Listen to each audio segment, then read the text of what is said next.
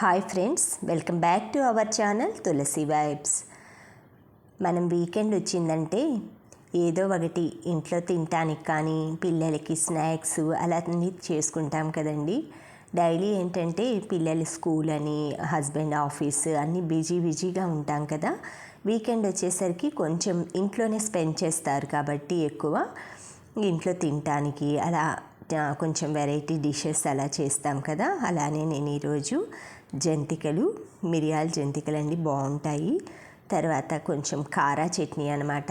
ఇది next day morning Sunday కదండి, అందుకని కొంచెం లేట్గా లేచినా కూడా దోశలోకి అది సరిపోతుంది అనేసి చేయకుండా, సండే అంటే కొంచెం రెస్ట్ తీసుకుంటాం కదా, అందుకే ఇలా చేశాను. పులిహోర కూడా కలిపానండి, ఎందుకంటే ఈ పులిహోర అనేది నెక్స్ట్ డేకి ఎక్కువ టేస్ట్ వస్తుంది.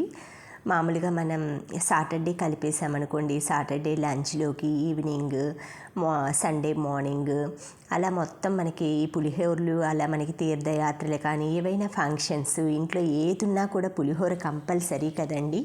ఇది ఆగమ శాస్త్రాల ప్రకారం చేసే పులిహోర అనమాట. దీంట్లో ఏమండి ఇంగ్రీడియంట్స్, నార్మల్ చింతపండు అది ఉడకబెట్టుకొని తాలింపుకు కావాల్సినవి మనకి అన్ని పచ్చిశనగపప్పు ఇవన్నీ వేసేసుకొని పోపు పెట్టుకొని ఇంగు మెయిన్ వేసుకోవాలి. తర్వాత పచ్చి ఆవాలు ఉంటాయి కదా, అవి అప్పటికప్పుడు దంచేసి ఆ పౌడర్ తాలింపులో వేసుకోవటం.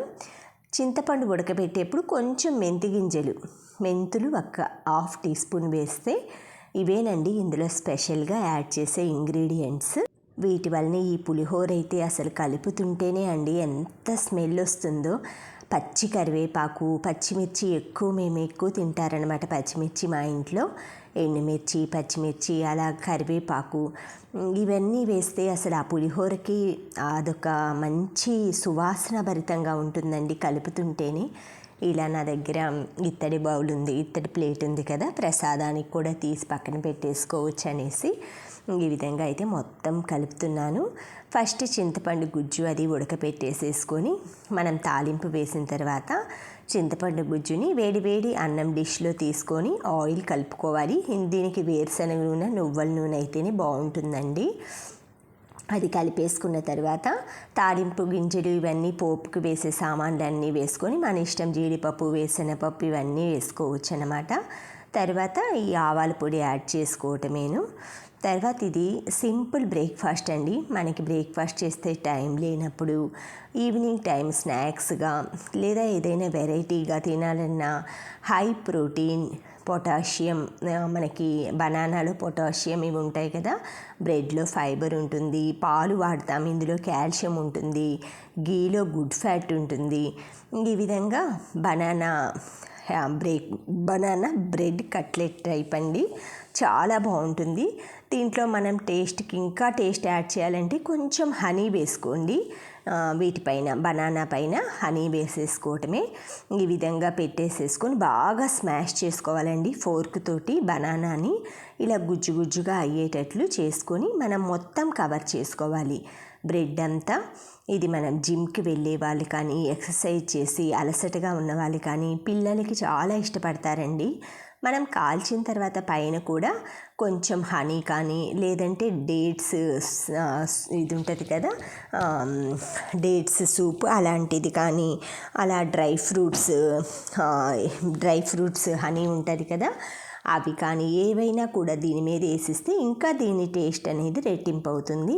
పాన్లో కొంచెం వెన్న కానీ బటర్ కానీ వేసుకొని బ్రెడ్ అయితే ఇలా మనం బనానా మధ్యలో పెట్టేసుకొని రెండు వైపులా బ్రెడ్తో కవర్ చేసి ఒక్కసారి అటు ఇటు కాల్చిన తర్వాత పాలైతే యాడ్ చేసుకోవాలండి.